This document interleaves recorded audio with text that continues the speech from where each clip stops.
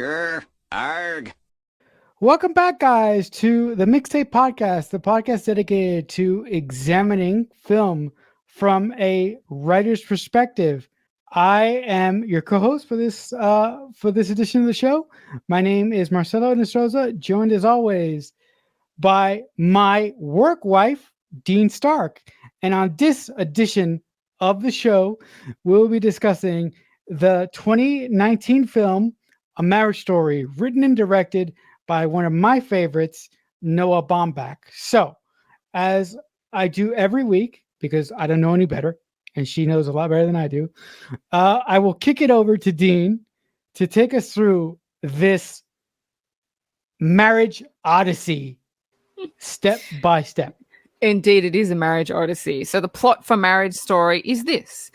A stage director and his actor wife struggle through a grueling divorce that pushes them to their personal extremes. So the opening scene is a voiceover by Adam Driver. He plays Charlie.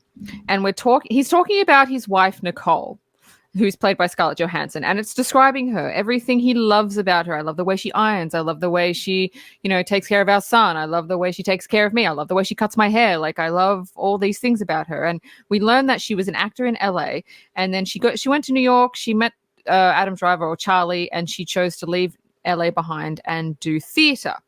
And then we have a voiceover directly after by Nicole talking about how much she loves Charlie, which is Adam Driver, everything she loves about him. I love the way he's compassionate. I love this. I love that. Like, it's like 10 or 12 minutes of them both just describing each other, but it's in voiceovers. And we see their lives. So it's a voiceover over like pictures. And we learn he's a theater director. So this is really good because it's you learn about these characters, but it doesn't feel like exposition in your face. It feels like Noah Baumbach is actually doing a service for the audience, because you kind of need to go know these characters, but you have to know them really, really quickly. So I liked it. I liked the opening scene.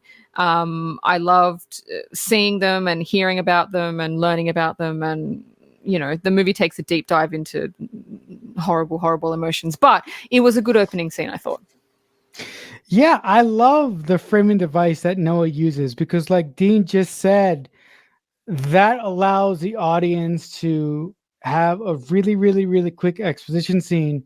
But the best exposition scenes that you can write as writers is exposition scenes that flow off the page, or that flow once they're in the movie. And if they're exposition scenes that flow in and out of the scenes that they're in front of or behind, even better.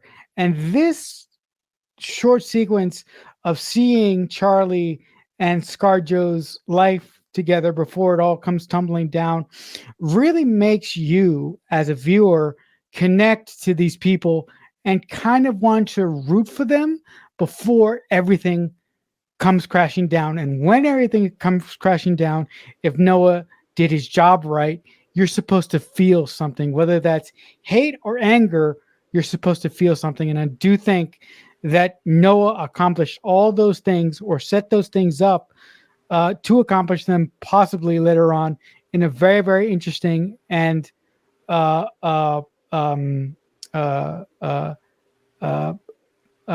efficient writer kind of way.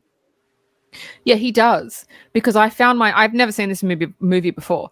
I found myself going back and forth between them, because I found myself getting angry at Charlie, going, "Oh, you're a dick," and then I found myself getting angry at Nicole, going, "Oh no, you shouldn't have done that to him." Like, it goes back and forth. Like, I'm not on anybody's side, because you can't be. The two sides are so complex, and they come from completely different, like, trauma places.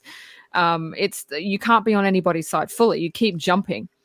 So you have no idea how many times I sort of seesawed between Nicole and Charlie with a fucking lightsaber going, I want your head first, and then I want your head.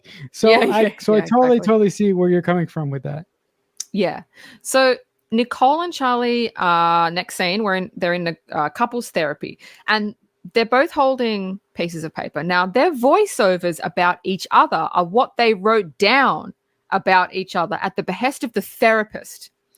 And the therapist is like, okay, Nicole, I want you to read out everything you love about Charlie, which is everything we just heard. And she's like, no, I don't want to do it. And Charlie's like, I'll read mine out. I have no problem. And the therapist is like, well, we can't. It's kind of a joint effort. He's like, I'll read it out. And she's like, I don't want to read it out. This is stupid. This is stupid. I don't want to do it. And she just gets up and fucking storms out. And it's interesting because at first you think, oh my God, you're a bitch and he's the nice guy. But the reason she does that, you can see her getting, Scarlett Johansson is like such a good actress.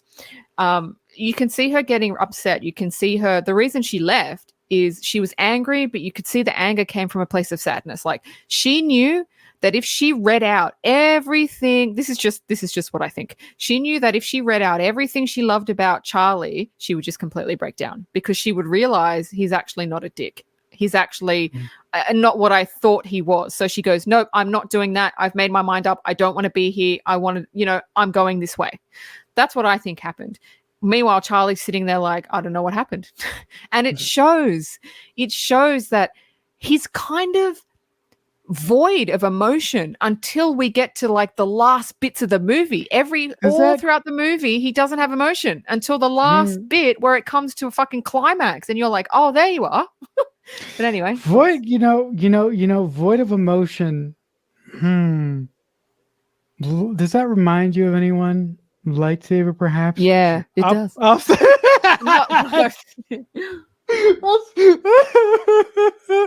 Yes, Marcelo has this thing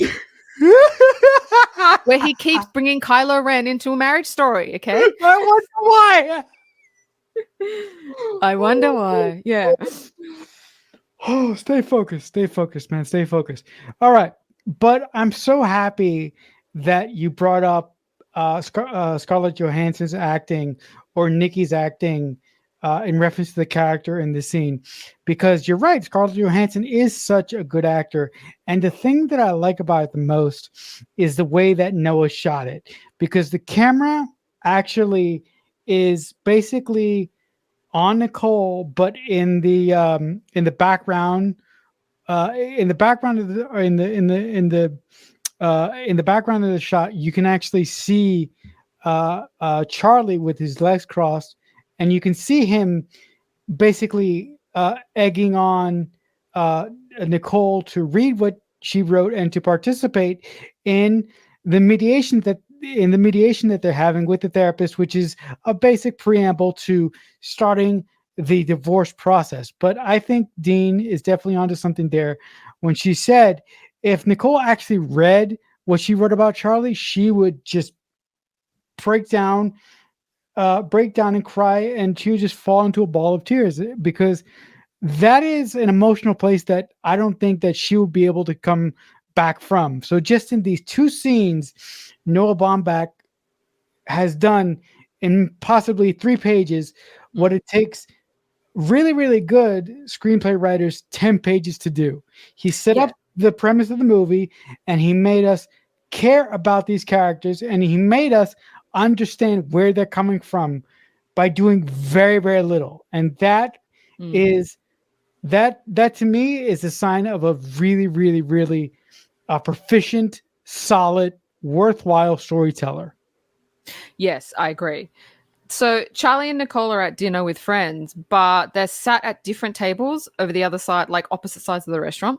And Charlie keeps looking over at Nicole. Nicole's not paying him any attention. She's just laughing with her friends. And then a mutual friend gets up and says, oh, we're so happy Nicole is headed back to LA. And, oh, okay. Because they're in New York. She's headed back to LA. We don't quite know why yet. And then someone comes and whispers something to Nicole. She gets up, she leaves. And then Charlie sees this and kind of fumbles and like, oh, okay, I better go too, even though he has no idea what's going on. But the interesting thing is they're on their way home and they get on a train. And it's like they don't know each other. Like she's sitting down, he's standing up. They're not even looking at each other. If you got on the train, you would think that these two people don't even know each other, which is funny because the opening scene, they're all like when they were doing their voiceovers, they were lovey-dovey. They were like in love. And now it's like, what has happened? You find out, but it's like, what has happened to make these two people that were so in love look like they're strangers and they want nothing to do with each other? So the dinner with friends scene was just a setup for like, oh, Nicole's leaving, but I just really liked the visual of Nicole and Charlie on the train as strangers. I really love that. So good. So great.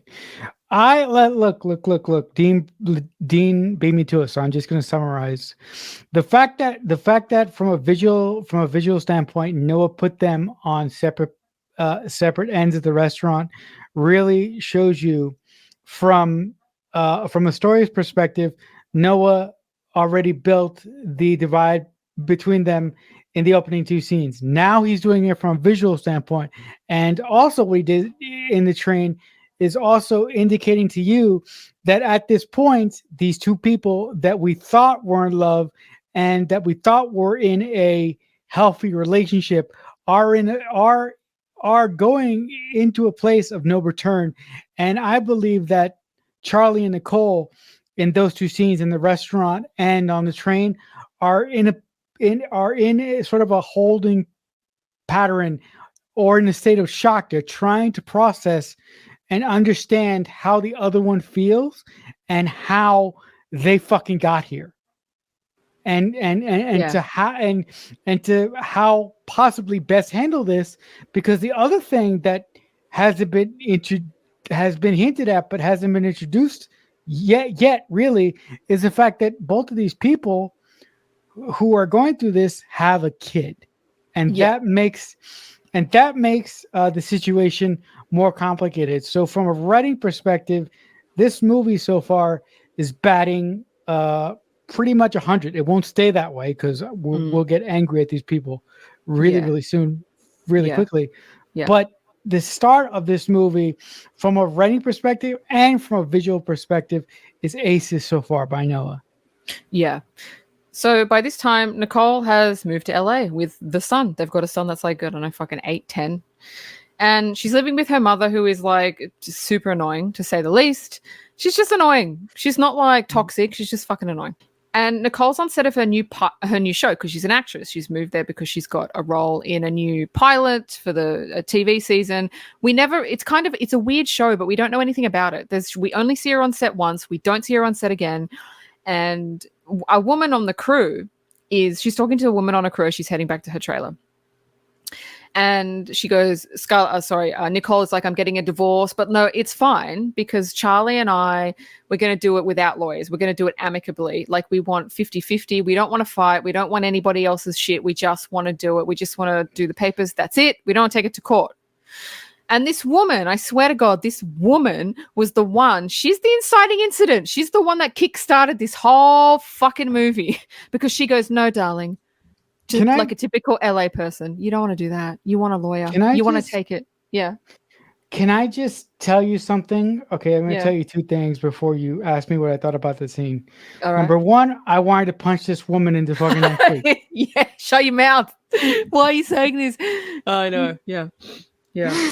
Yeah. And number two, despite what you may think, I don't want to get married to someone. And you know why I don't want to get married to someone? Because I believe in my belief system that if I am with someone, I am with them.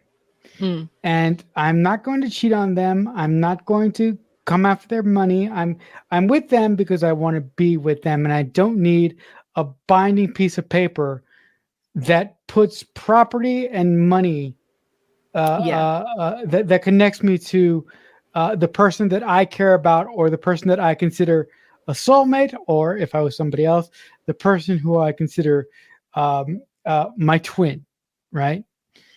That's my belief system when it comes to love. But for other people, the only way that you can show true affection to someone is to sign a piece of paper and to legally intertwine your lives, which is a fucking mistake of math of proportions.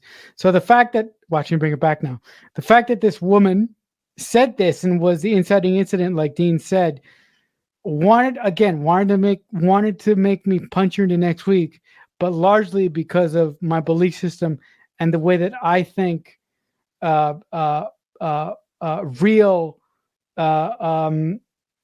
marriage and a relationship that counts should be. Yeah. I don't think you need a piece of paper either. I understand why people do it. Not saying I would or wouldn't do it. I'd have to be presented with the choice, but I do understand what you're saying, because the piece of paper brings in a lot of shit that has nothing to do with love. And you're right, it's money, it's property, and then you got to pay the government, you got to pay lawyers if you want to get divorced. It takes years, and it's just like, you know what I mean? That's why Kurt Russell and Goldie Hawn never got married. They don't have to. They don't have to. And also, God bless their hearts. Guess what? They're still not married.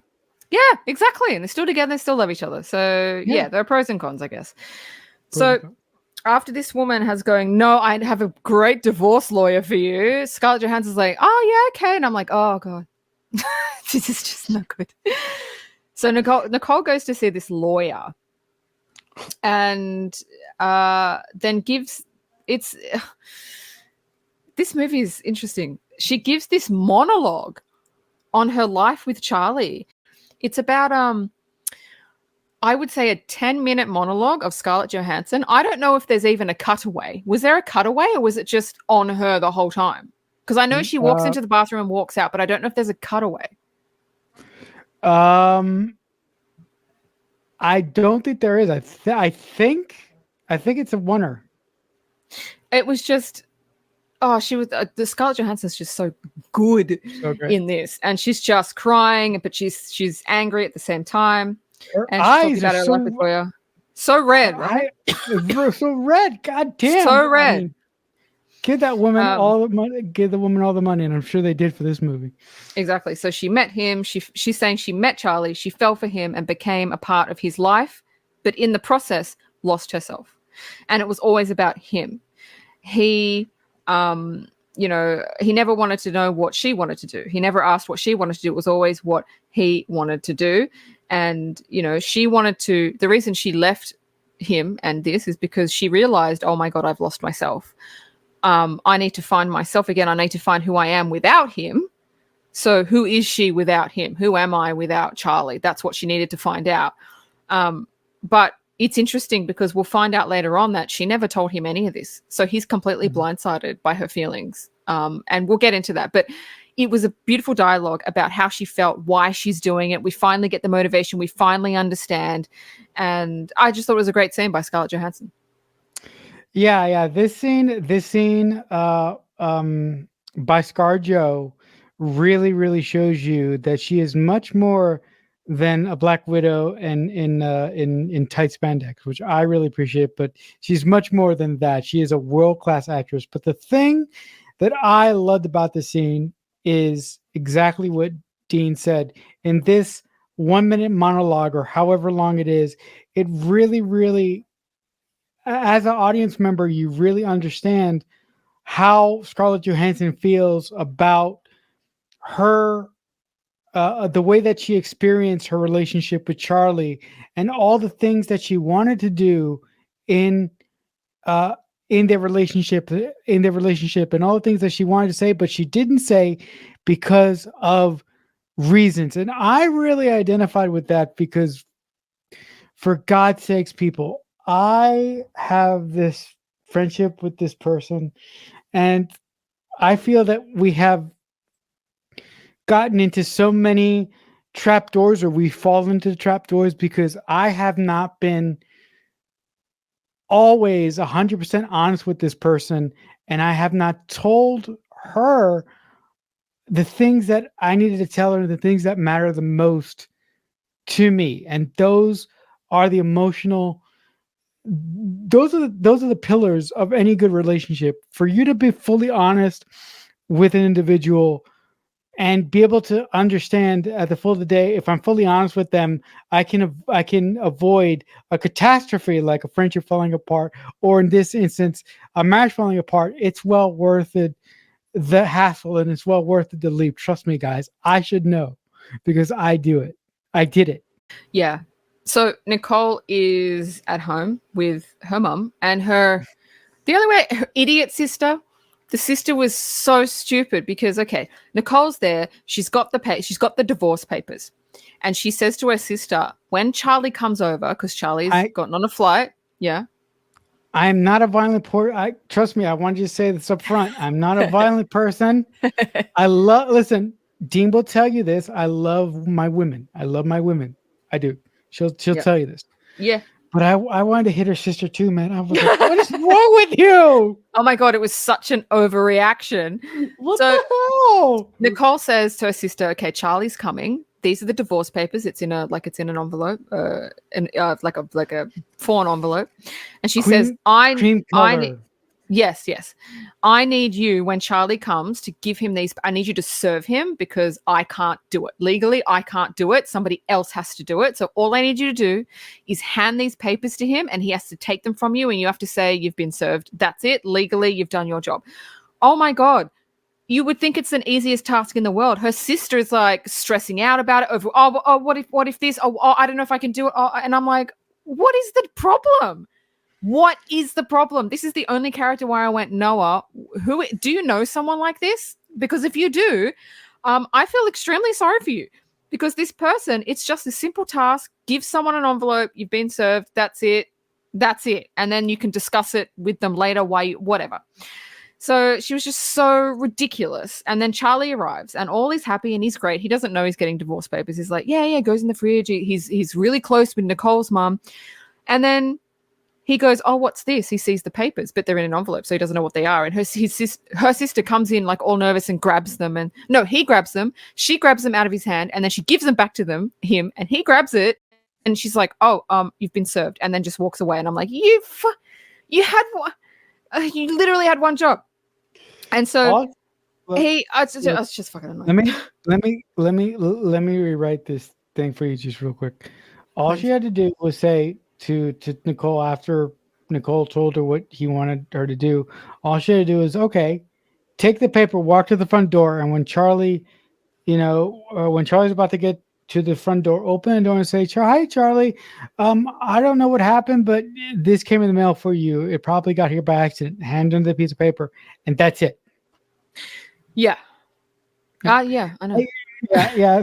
So that I don't know if Noah knew someone in his real life who actually did that, because it's legend that this movie came from Noah's contentious divorce to Jennifer Jason Leigh. Yeah. And he wrote this as a way to deal with that. Yeah. But that's not the interesting part. That was the annoying part of the scene. But the interesting part of the scene was when he opens the papers, Nicole's there, and he goes, the first thing he says is, okay, we'll come back to New York and we'll talk about it. Okay. He's not even asking, wait a minute, one sec. He's not even asking what she wants. He's like, oh, let's just go back and we'll talk about it, right? Not why are you doing this or anything. Let's go back to New York where I feel comfortable and let's just talk it over and I'm sure it'll be fine. That little moment, we could see what he's like. And that builds because the way that Noah has written Charlie's character is interesting. But that's the first little flicker where you go, oh, he might be a little bit into himself. But go for it. I'm sorry. That is the first point of the movie where I wanted to let the lightsaber swing and go for his head. Because I was like, you narcissistic son of a bitch. You don't take 1 minute to ask her about her day or what she has going on in her life. It's all about you. Why do you have to fucking circle everything back? Everything that she says, you circle it back to something to do with you. Why can't you be the supportive fucking husband and just sit there and listen? But as Dean pointed out, or my work wife pointed out, Charlie is doing this because he believes he needs to, and that is the really sad part about it, if I do say so myself. So now Charlie has to get his own lawyer. So he goes to see a lawyer who's basically wants to take everything that Nicole has, plus full custody for Charlie. And Charlie's like, that's not what I want. I just have to get a lawyer. Like, I don't want any of this shit. And, he's like, this lawyer's a dickhead. He's like, let's portray her as a neglectful mother. And Charlie's like, but she's not. And he's like, yeah, but you want everything. I would assume this is what LA lawyers are like. Let's just portray the person as horrible, even if they're not, to get everything. And he's like, no, I don't want I don't want to say these things about her that's not true because he loves her. Like and he knows she's not a shit person, which kind of gives him a redeeming quality of, okay, we're getting a divorce, but I don't hate her and she's not a shit mother and she's not a shit wife. It's just that we just don't get along anymore and we just don't want to be together. So he doesn't want anything to do with this lawyer and basically says, yeah, it's too expensive for him, one. And two, he's like, no, this is not what I wanted. This is not what I want. And walks out. Now, I thought that was a nothing scene until that comes back later. But that was that. Yeah, I think Noah did a great job of portraying what happens when someone who doesn't want something to happen in their divorce proceedings happens. But also, I just want to say it's not only with LA lawyers, but all divorce lawyers are a bunch of sleazy bastards. Because number one, they probably want to bill Charlie for every cent that he has, and number two, they are getting divorced is like playing a game. They're trying to win. They don't actually care about their client. They want to win for their client because if they win, they get a bigger commission with their client than if they lose. That's not every lawyer, but that's 99% of lawyers. And are you? Oh no, I'll just wait to see if you actually get to it because yeah. Okay. So Charlie's in New York and he gets a call from Nicole's lawyer saying, you haven't responded to our divorce papers. And he's like, well, I thought I had time. And she's like, yeah, well, you have 30 days. Did you read the papers? And he's like, well, I thought I had more time than that. And they're like, she's like, no. And he goes, well, what happens if I don't get a lawyer? And she's like, well, Nicole can take whatever she wants, including full custody of their son. Now, Charlie says she wouldn't do that. I spoke to her yesterday. And the lawyer goes, well, I spoke to her 5 minutes ago. Now, we never actually find out if Nicole was gunning for full custody or if the lawyer was just being a biatch. We don't know. I don't think Nicole would have I think the lawyer was just doing that, like you said, to get money. That lawyer played by Ellie Sattler, who I love Ellie Sattler. That's not the actor's real name, but she's Ellie Sattler. Oh, Jurassic Park, Laura Dern. Yes, Laura Dern. Is that what you're talking about? Yes. Ellie Sattler, Be Still My Heart. Oh, so good. Yeah, Jurassic Park. Yeah. That lawyer, throughout the whole movie, is just like a hoochie mama. Oh, but her body is amazing. Like, when she first appeared on screen, I was like, holy shit. This woman is 45, 50. She's got the body of like a 20-year-old. I couldn't believe it. I was like, damn. Yeah. But listen. With that being said, she's fucking Ellie Sattler. And even when she was Ellie Sattler, I'm like, oh my God, what am I feeling right now?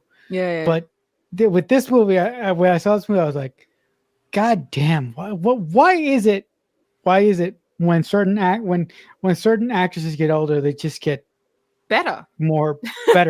like before the podcast started, me and Dean were talking about an individual that we both love to the moon and back, and the older that this individual gets, she just gets hotter and hotter and hotter. And the same thing happened with Laura Dern in this movie. And I do believe that that it wasn't Nicole's choice to aim for full custody for Charlie. I think that was her lawyer's rigmarole to get more money. Yeah. But what I find funny about that is he's in New York and he's a theater director. So he's with his actors. He's trying to get, costuming and all this stuff. And then he's a fop. He's trying to. He's a percentage fop. Yeah. So he's on the phone again to the lawyer, to hit the Nicole's lawyer. And he's talking on the phone. He goes, oh, hold on a minute, because he's with all these actors in a building. He goes into the stairwell. And I thought this was really interesting because he's talking to, what should I do, blah, blah, blah, all this like technical stuff that he needs to know. And his actors keep coming out to him, asking him questions. And he keeps saying to the lawyer, hold on a second. He keeps talking to one of the actors actually comes down and goes, can you fix this? And he's trying to fix it. He goes, oh, hold on a second, blah, blah, blah. And it's so good because it just shows where his focus lies. He doesn't want to know what's going on the phone. His work is more important to him than anything. This is his son and his wife. Like, this is custody of his son. And still, he's working. He's not focusing on the phone call. He's focusing on work. Work, we can see, is the most important thing to him. He doesn't want to know about anything else. Nothing else matters. And I thought that was beautifully put forward, because if you're on the phone with someone that's important, you go, hold on a minute, I can't do anything, and you go into a back room and you talk. But he didn't. He continued to work. So I thought that was interesting, and I'm like, oh, now I see why she left him. He is a pretentious fop, but also I personally think he's avoiding because he doesn't want to deal with the situation. And I think Dean is also right that he cares more about his work than he does this situation happening right now with Nicole, because I refuse to think that he doesn't care about Henry, because I think that he does care about Henry, but I think that Charlie was an unwilling participant in this whole process. Because I think that Charlie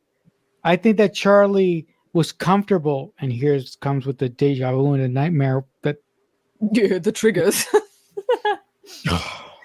Yeah. I think that Charlie was okay with the perception of what his marriage was to Nicole. Yeah. But on the other hand, Nicole also bears some responsibility, because Nicole should have opened her fucking mouth and said something. If she would have said something with those beautiful lips that she has, this would have never happened. I wonder what would have happened if she actually did say something in their marriage. Would he have dismissed it? Because she says multiple times during the movie, I tried to get us to go to LA. I tried to get us to do something other than what you wanted to do, and you never wanted to do it. So maybe that was why she never said anything. So the next scene is Charlie arrives in LA to pick up their son, Henry. And he gets there, and Charlie's a bit ruffled. He's not in the best of moods. And he tells his son, get in the car. And his son doesn't want to go. He goes, no, I don't want to go. And Charlie basically says, get in the fucking car. And so the son goes, oh, okay, gets in the car.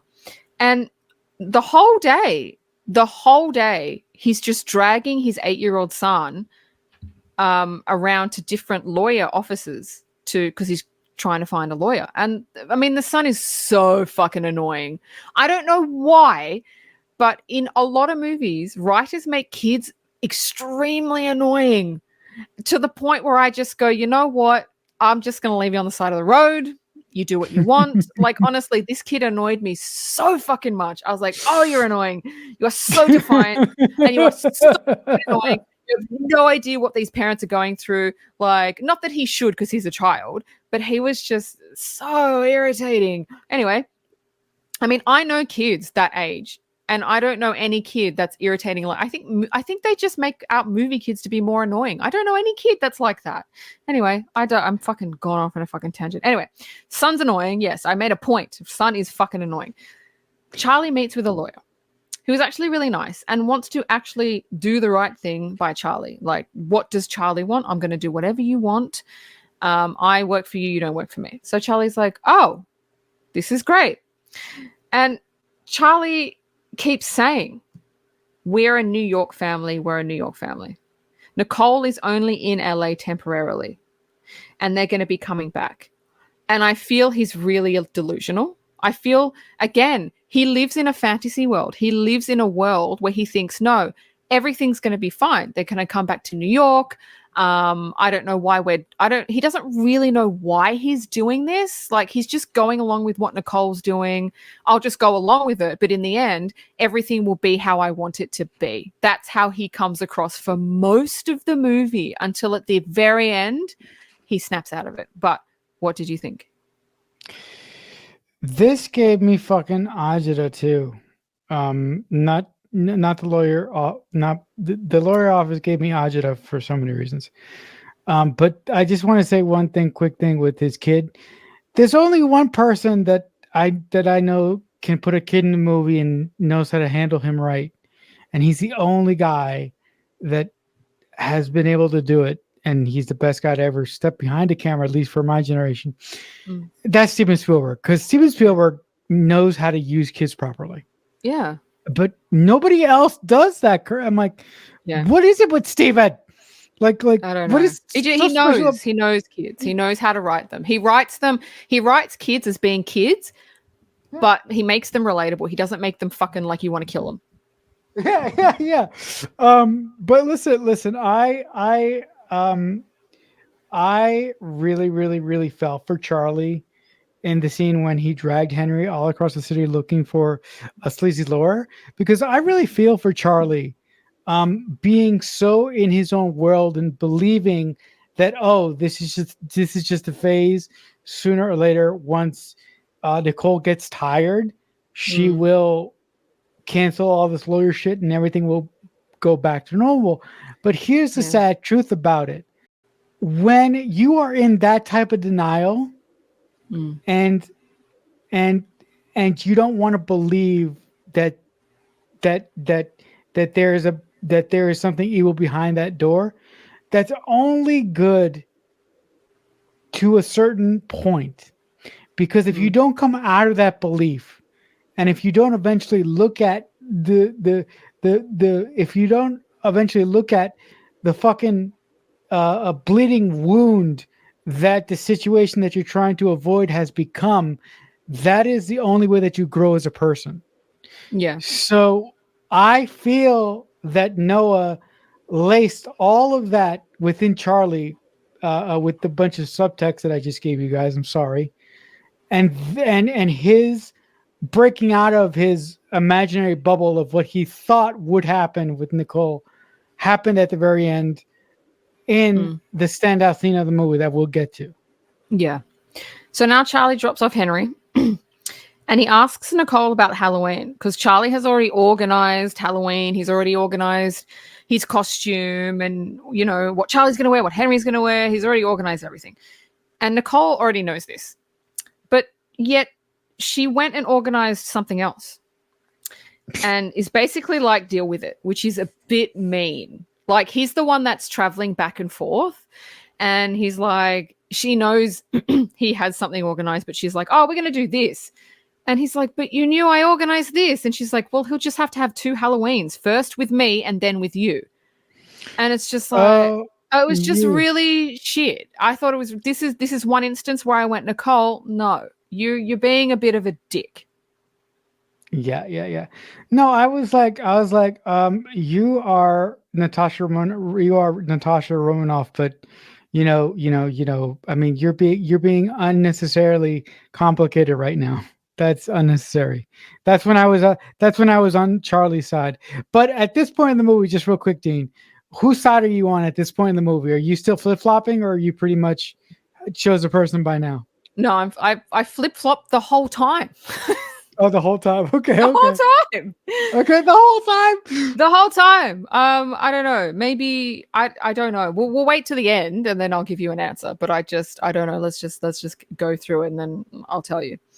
Okay. So Halloween's come, and Nicole drops Henry off with Charlie, and Charlie's already, he's dressed as the Invisible Man. He should have been dressed as Kylo Ren. Wouldn't that have been funny? Or like Han Solo. That would have been even better. Oh my God. I would have had a stroke. That would have been funny. You would have done that. That would be so funny. Anyway. Oh my God. You killed my childhood, you. But it's just. Oh my God. So anyway, yeah, Nicole drops him off with Charlie and he's like, okay, let's go. And they're in LA, right? He's like, okay, let's go. And Henry is 8 years old. He's tired. He's already been out trick-or-treating for hours with his mum and his friends and his family. And he's like, look, I'm tired. And you can see he's falling asleep. It's like, I just want to go to sleep. And Charlie's like, no, don't be stupid. Let's go out. Drags this poor kid out. And there's shots of them walking around the streets of LA. And by the time they're walking around, it like everybody's asleep. Like nobody's trick-or-treating. And LA is very different to New York. Like LA is very... as they mentioned multiple times in the movie, LA is so spread out. There's so much space. There's too much space, right? So there is so much space. So they're just walking around and not really doing anything. And Henry's kind of falling asleep. And the thing that I found interesting was this is the second time that Charlie has forced Henry to do something he doesn't want to do simply because Charlie wants to do it. And we're slowly learning what Charlie is kind of really all about. And he's selfish. He doesn't care what his son wants to do. I'm here. I want to do it. Let's do it. If your child said, I'm too tired, I don't want to go out, you know what you do? Okay, let's put you to bed. That's it. As soon as you become a parent, your desires go out the fucking window. It is about your children and what they want to a point. And so I thought, oh, he's actually like selfish, and he is a good father, but he's kind of not in a way. And so they get back to his fucking hotel room, and he says that Henry says they're going to stay in LA. And Charlie's like, no, what? No, we're going back to New York. And this doesn't go over well with Charlie. And he calls Nicole straight away and they have a fight on the phone. And this time I'm in Charlie's corner because Nicole knew that Charlie was under the assumption that they were all going to go back to LA. She knew that. And she just kept letting him believe it because she knew that he would go off the handle if he thought otherwise. So she's not communicating. She should have told him. And now he's like, what the fuck? You let me believe this. This is not true. So now I've flipped. Now I'm on his side. You know what? I do believe that Charlie is a bit of a narcissist, and I do believe that you're absolutely right. When you have kids, your life priorities change. It becomes less about you, and it becomes more about protecting that bundle of fucking joy that you just made. And it's really, really a shame that Charlie is the type of narcissistic floppy feeder motherfucker that wants everything to be about him. But I do believe that this whole experience and this whole movie will teach Charlie how to become a better individual in the long run for his ex-wife and for his son. But I think it's going to take a minute or two. When they get back to the house and Henry mentions to Charlie that, oh, we're going to go back to New York, and Charlie says, oh no, we're going to stay in LA. And, Charlie says, oh no, we're going to go back to New York. And Charlie has that discussion with Nicole on the phone. I felt triggered yet again, because I'm like, the only reason, okay, don't you love this movie? The reason why I picked it, the only reason why Nicole didn't want to tell this to Charlie is because she was afraid of confronting him and telling him what she needed to say to him. She only does that once in this fucking movie. Yes. Once in this fucking movie, and it's the best fucking over dramatic fucking acting in this goddamn movie. Yeah. I say that with love, people, because I love this movie. Yeah. But it drives me up a wall because I'm seeing so much of myself in both of these people. And with you, I'm with you. So my scorecard right now, when it comes to one each, it's 1-1 right now. Yeah, equal. So we're in a meeting with Nicole and her lawyer, and Charlie and his lawyer. And Charlie and his lawyer, they have an interesting discussion when they leave the room because they have to excuse themselves because Charlie is losing really fucking badly. And they're like, oh, let's go and talk in a room just so we can get our bearings. Charlie wants to stay in New York. His son has already told him he wants to stay in LA because, he's got a bigger house. He's got a pool. He's got a backyard. He's got friends. He's got family. He likes his school. Charlie is under the delusion that the only reason Henry is saying this is to appease Nicole. So that makes sense. It makes sense, but I don't believe it because kids don't say things to appease parents. They say the truth. So if Henry says, I want to stay because of X, Y, and Z, I really like it here, I would believe my son that he wants to, but Charlie's got it in his head that he's only saying it because of this, this, and this. But in a scene later on, Charlie actually asks Henry, what do you like about New York? And Henry doesn't have much to say. Don't you like your friends? Don't you like this? Oh, no, not really. He doesn't like New York. He likes LA. And Charlie has a hard time wrapping his mind around the fact that Henry actually wants to stay in LA. He refuses to move to LA. Absolutely, I'm not moving to LA. He wants Nicole and Henry to move back to New York because he wants everything how it was. He wants his career. He wants where he wants to live. He wants his family. He wants everything the way that he wants it. He doesn't care what she wants. He doesn't care what his son wants. He wants everything the way that he wants it, because if he doesn't have it, that's out of his comfort zone. So he's getting afraid now. Charlie loves New York, and I don't fucking blame him. Okay. I don't blame him for not wanting to move to LA. I wouldn't want to fucking move to LA either. And I would scream like a fucking baby. If I had to move from New York to LA, I would fucking scream. But if I had a child, the child comes first. But he has to weigh up what he wants more, his son or his work. He wants both, but it's just not going to happen. And it shows that his work is more important to him. It's almost a battle within him, what he loves more, work or his son. And it shouldn't be that way, but it is that way because he's so selfish and he doesn't know how to sacrifice anything. He's never sacrificed anything before. This is the first time where his wife is going, I need you to sacrifice something. And he's like, I'm not willing to do it, because he's not used to it, because people don't ask him to sacrifice stuff. He's not used to it. It's always been accommodating his needs. So now he doesn't know how to handle it because he's not used to it. And so he's going into a tizzy. Thoughts? Yeah. One of my favorite things about this movie is the way that Noah Baumbach layers these characters. Each one of these characters have deep-seated emotional character threads to pull from as to why their character wants a specific thing to go their way, and you agree with them and you disagree with them along the journey. But I feel that the character that Noah gave most to in this movie is Charlie, because Charlie is a goddamn disaster of a human, and I think that this experience to him gave him the opportunity to really open up and to be honest with his wife for the first time ever. And as painful as that was, I think that he needed to bend the knee to Nicole, and he really needed to say the thing that really mattered to him, even if for half a second it made him look like a tyrannical, whiny baby from an evil empire somewhere. I love the way that Noah layered these characters from a story perspective, because he gave both of them so much to pull from, and I could just imagine ScarJo and Adam Driver just salivating reading this stuff, because this shit is what actors thrive on. Yeah. So this is the short scene, Nicole, but I wanted to bring it up anyway.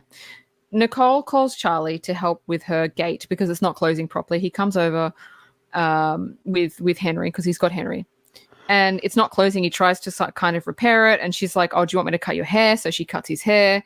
So they're still amicable, but he doesn't end up fixing it. He doesn't know how to fix it. The power's not on, it's gone out. But after, Nicole walks out of the house and Henry is asleep in Nicole's arms, and I thought this part was really interesting. And she says maybe he should stay here tonight. The kid's already asleep, which is valid. And then Charlie says, but it's my night. And I'm like, dude, like, again, not thinking of his son, only of his needs. It's my night. It's my night with my son. She's not trying to take your son away. He's asleep. All she has to do is walk upstairs, put him in his bed, and that's it. Instead, she's got to give him to Charlie. Charlie has to drive back. He has to go. And the thing is, Nicole lives in a really nice place, a home. Charlie lives in a dingy apartment. Like, what's best for your son? He's just thinking about himself again. Charlie, you lose a point right now. You had a point and now you lose it and you're back to zero. I want to revise my score 2-1 Nicole, because that shit just drove me up a wall. The fact that Charlie can't understand that despite what he's going through, it's not about it's my night. It's not about it's my time with my son. He seems to forget the most important thing here. It's about you share this wonderful human being, even though Dean and I want to punch him in the face sometimes. You are the parents, so you should rise above your own personal shit that you have or your own damages that you have. But the inability that the fact that Charlie is unable to do that drives me fucking mad, and it just makes me so angry. Yeah. No, I know, me too. So now we're in court, and Charlie has fired his nice lawyer and has hired the asshole lawyer because he's a child and he's not getting what he wants. And he's like, the nice lawyer is not getting, I want everything now. He wants everything because he's pissed off. He's a child. He's a man child. And so Nicole said yes to joint custody, to splitting everything. The only thing is Charlie would have to move to LA. That's the only thing she's asking of Charlie. Everything else is totally normal. She just wants Charlie to move to LA because that's where they are now. And now he's being a brat. And now he's causing issues and not even thinking of his son. He just wants to be in New York. He's like, it's like New York is his fucking whore. Like, he just does not want to fucking leave New York. And the lawyer is trying to make Nicole look like an incompetent parent. Like, the way that this lawyer, played by the amazing Ray Liotta, the way that he tries to make Nicole look like a drug addict, an alcoholic, stuff that Nicole has told Charlie in confidence, he's told his lawyer. And it's just like, what are you doing? What are you know who he reminded me of? Fucking Kylo Ren, man-child. Yeah. That's who he reminded me of. Yeah. It's like, I'm not getting what I want, so I'm going to stamp my feet, and Star Wars people are going to lynch me. I'm sorry. I don't like Kylo Ren. I like Vader. No. Vader had depth. Well, hold up 1 second. I love The Force Awakens, but Kylo Ren is a fucking man-child, and Kylo Ren is a whiny fucking bitch with a really, really cool fucked up mask, and that's coming from somebody who likes the film. Yeah, I agree. So, Nicole, did you want to say anything about that scene? No, you go. No, go ahead. All right. So Nicole visits Charlie at his apartment and wants to chat. Try and keep the lawyer. Here it comes. Tries to keep the lawyers out. It starts off amicable, and they start talking, and then it starts escalating. They start arguing. Basically, they start yelling at each other. Nicole never told Charlie she was unhappy, so he thought she was, which, okay, if you don't communicate, you don't know what the other person is going through, okay. Charlie never wanted to do anything Nicole wanted to do. It was always about him, but Nicole never really brought it up. She brought it up a few times and then stopped. So Charlie thought there was no problem. And now they start sniping at each other. They start screaming at each other, how they hate each other. Nicole calls Charlie out for being selfish and self-absorbed, and Charlie flies off the handle saying he wishes she was fucking dead. Like, he fucking loses it. The entire movie, he's very, very solid with his emotions, very somber, very just neutral, and he just fucking loses it. It's the first time he shows emotion, which is really great acting from Adam Driver. Nicole is angry at Charlie because he never catered to her needs or cared what she wanted. He was selfish. Charlie is angry at Nicole because he feels blindsided by her, which he kind of fucking is. And they both can't control their emotions. And Charlie breaks down in tears and drops to his knees. And Nicole puts her arms around him and they both apologize to each other. It was a really great scene. It started off neutral and then it built to a crescendo, and then it kind of full 360 back to kind of the emotions they were at the beginning. It's a really well written scene and a really well acted scene by Scarlett Johansson and Adam Driver, I thought. This scene, I'll just try and wrap this up because I don't want to get too emotional, but this scene gave me an emotional heart attack because I basically did this with a friend of mine not too long ago, and I was the Adam Driver guy in a way, saying that I did all these things and I morphed myself into the individual that I thought you wanted me to be, and now after everything that I did that's still not good enough, right? And I felt sometimes that that I was wasting my time, and that I was putting work into a relationship that wasn't really worth it. But at one point in my conversation with my friend, she said, "You should have told me this, because if you would have told me this, I would have understood and I would have adjusted." The friendship goes both ways, and and it's like a seesaw. It can't be unbalanced, and the fact that you left it unbalanced, I find incomprehensible, and I can't believe that you did that. That's why I really I almost lost my shit when Scarlett Johansson leapt into the air and said, "I can't believe I was married to you for so long, and I had no fucking idea who you were." And in turn, Adam Driver smacked the wall, breaking the drywall, going up to Scarlett Johansson and saying, "I wake up every morning wishing that you were dead. Like if I could make sure that Henry would be 100% okay, make sure that before that, make sure that Henry would be 100% dead, 100% okay. I would wish you would get dysentery, get hit by a truck, and die." And that to me made me want to cry, because I have felt that way towards a friend of mine. By the way, guys, I can promise you we're in a good place now and we're fine. But that brought so many emotional things back to me.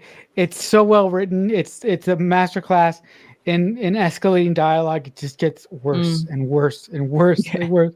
It's just brilliant by Noah. I think when people aren't authentic in friendships or relationships, I think that causes a problem. When a person is what they think the other person wants them to be, they're not being their authentic self, they're not living their truth. And so when the other person, like Adam Driver, he got used to Scarlett Johansson being her. He just thought, oh, that's her. Cool. So when she went, no, this isn't my truth, he's like, well, where the fuck did that come from? So you weren't living your truth this entire time. You weren't being authentic. You were just doing everything I wanted. And it kind of put him in a tailspin. Like, who the fuck are you?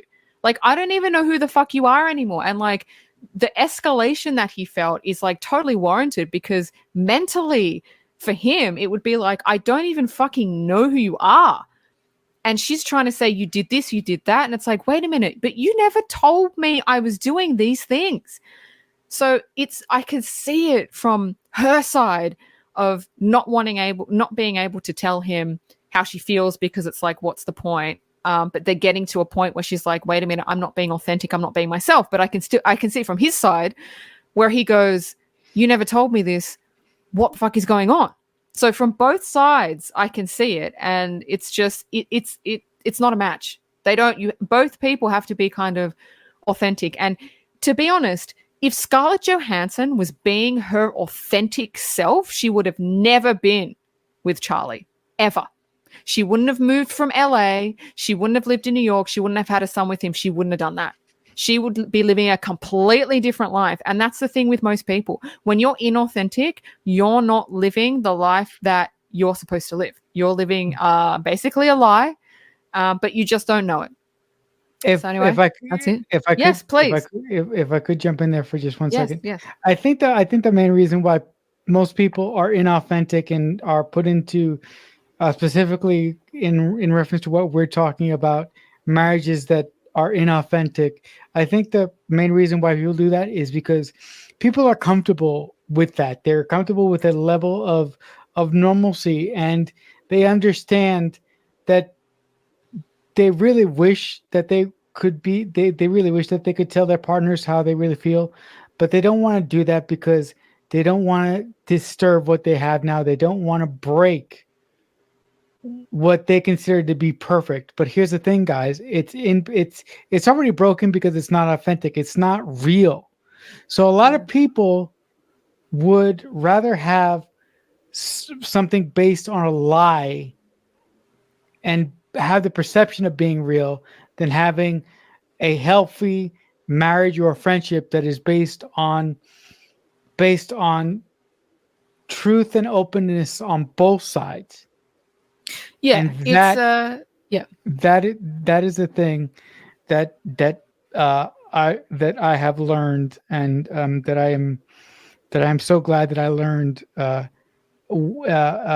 in my situation with a friend that I've only had for 2 years instead of learning it 9 years down the road, because I don't know where we would have been then. It's a trauma response. Being Yes, authentic yes. is a trauma response from childhood. So Charlie's trauma response, like, we don't know any backstory really on their traumas growing up, but his trauma response would be keep your emotions in check, because if you're emotional, people don't like that. So he's like, okay, cool, I'll keep my emotions in check, and everything is about me, and that's totally cool, right? So that's a trauma response. Nicole's trauma response would be people pleasing. I need to make him happy at my own expense. But you don't realize you're doing it until it gets to a point where you go, I'm not being my truthful self. That's the breaking point of the trauma. And then everything lets loose. And then it's all fucked because you didn't even realize you were living a lie. And then when you realize you were living a lie, that's like breaking a belief system. It's like everything you thought that you were, you're not. And it's mentally like so fucked up. But, you know, it is what it is. Anyway, moving on. So this scene was so weird. A woman from the court comes to visit Charlie to see how he is with Henry. She's going to do the same with Nicole, although we never saw it. And this woman is so strange. She is so bizarre. I don't know if no one knew someone like her, or I don't know, but she's just weird. She's just a weird character. I don't know. This actress played it so well. So she has to report back to the court what Charlie's like with Henry and how he is with her father. And you can see that he's trying, but it's obvious that he's pushing it. It's obvious that he's trying to be something that he's not. And, you know, he's like, you know, come on, Henry, let's eat the food. And then Henry's being a little asshole, and Charlie's trying to keep his cool. Oh, no, it's okay, cool. I'll just take that off. And you can tell that he's just like, normally he would be going, shut the fuck up. But because someone's watching him, he's like, oh, nice. So, and I think maybe the lady can see that, although I don't know what the lady sees. But anyway, he shows the lady a knife trick. And because she was like, what's this knife trick that Henry brings up? And he goes, oh, it's just this knife trick where I get out a knife. It's like a little knife on his keychain. He goes, I get out a knife and I show Henry that I'm pretending to cut my arm, which is like not something you would say in front. Like, why would you do that in front? Anyway, but not actually, right? But I don't actually. The funny part. No. But I don't actually do it. But when he does it in front of the woman, he actually cuts his arm. Like, he splits his arm. And I'm like, oh my God. And the woman goes, are you okay? And he's like, yeah, no, totally fine. He's like there's like blood spurting out everywhere. He's like, no, I'm fine. He puts his like shirt down, tries to cover it. She's like, are you sure? Do you want an ambulance? No, I'm fine. And he tries to get her out. And all I'm thinking is, oh, bitch, just leave. Just fucking leave. So she ends up leaving, and as soon as she walks out, he runs to the kitchen, he puts his arm under the water, and then he does the most absurd thing. He gets Band-Aids. I'm like, dude, Band-Aids. No, dude. What the fuck is a Band-Aid going to do? And then he drops to the floor because he's passing. Because I thought to myself, when's this dude going to pass out? He's like, there's so much blood. He passes out on the floor, and his son walks in. He goes, you right, Dad? And Charlie's like, yeah, no, I'm good. I'm just taking a rest. He goes, oh, okay. Just grabs something from the fridge and walks back. You sure you're okay? Yeah, no. And that's it. That's the scene. And I was like, this is the most absurd scene. No, but before he passed out on the floor, he took a whole fucking roll of paper towel with his fucking foot, and he dragged it on and he wrapped it around him, and he wrapped it around fucking paper towels. Oh my God. And then he got hit the foot. Tries to cover the wound and then ends up pulling the whole thing off the rack and tries to, oh my God. It's like, it's a mess. It's a fucking mess. It's such a mess. Oh my God. Oh my God. I don't have anything to say about that scene. Dean said it all, so off you go. So this was interesting. The next scene, the scene directly after this, is Nicole's lawyer informing Nicole that Charlie has withdrawn his court battle. So Nicole's lawyer basically negotiated everything, and they won. And I'm like, oh, you go through this whole movie and there's no ending. Like there's like to that. It's just like after that scene where Charlie's on the floor, it switches to, oh, Charlie withdrew it. Everything's fine. No, Okay. I think Cool. no, I think that scene, although hilarious as fuck, I think that scene from a writing aspect serves two purposes. Number one is to get the audience laughing for the first and only time in this movie. Number two, I think that symbolically, that's Noah showing that for the first time in his life and for the first time in his marriage, Charlie is bending the knee and he is submitting. Yeah. And he's doing it for his son, which is the most important part of it all. Yeah. But I do agree with you. The way that the case wraps up does feel kind of incomplete. It feels rushed. Yeah, it does. There should have been a scene in between that. But anyway. So the final scene of the movie is Charlie goes to see Henry on it's Halloween. And Charlie goes to see Henry and finds him reading the letter that Nicole wrote for therapy that she didn't want to read out. Sorry. Yeah. Just one thing, then you can go. Yeah. Framing device at the beginning of the movie. The letter with Charlie, and now we finally get Nicole's letter at the end of the movie. Perfect framing device. Sorry. Yes, exactly. So Henry's struggling to read it because he's 8 and he can't read properly. And he goes, "Can you read it?" And Charlie goes, "Yeah, sure." And as Charlie reads it, because it's everything Nicole wrote down that she loves about him, but he never knew because she never read it out. And he starts to cry because it's all the things that she loves about him that she never told him. And it's the first time that he's ever known these things. And it was really emotional for him. It was like, oh, because the whole movie, it was like she fucking hates him. And it's just like, she actually doesn't hate him. She's wrapped up in what's going on, but they don't actually hate each other. It's just the emotions are heightened at the moment. Yeah, I really, really got emotional when Charlie got a chance to. I almost had a vomitable stroke there, guys. I'm kidding. I didn't have a stroke. I got really emotional when Charlie read that letter because there's a part at the very, very end of the letter where Nicole says, "Despite everything, I will always love Charlie because it's sort of built into my DNA at this point." And I just started to cry and started really to get in the feels because I know in a totally different way, no matter what I do, my friend who I was triggered with throughout this movie because of what we have gone through, I know that at the end of the day, my friend really, really cares about me and she loves me as a friend. And I know that she would cross the end. I know that she would cross the earth for me metaphorically. And that just worked for me from a writer's aspect. So yeah. The final scene of the movie, it's Halloween, and Nicole tells Charlie, Henry should stay with you tonight.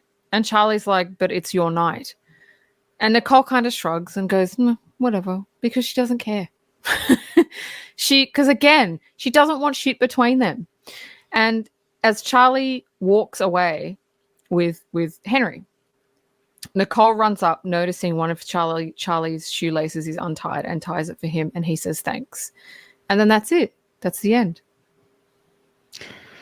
That was a little. I mean, it was a good capper, but I do agree with you that we needed like one or two more scenes in there.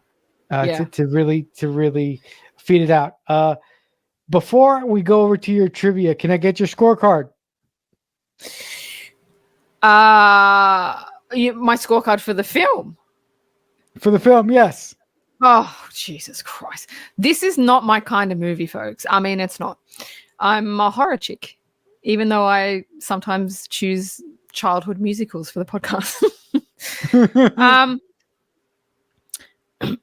I love the acting. I thought the directing was great.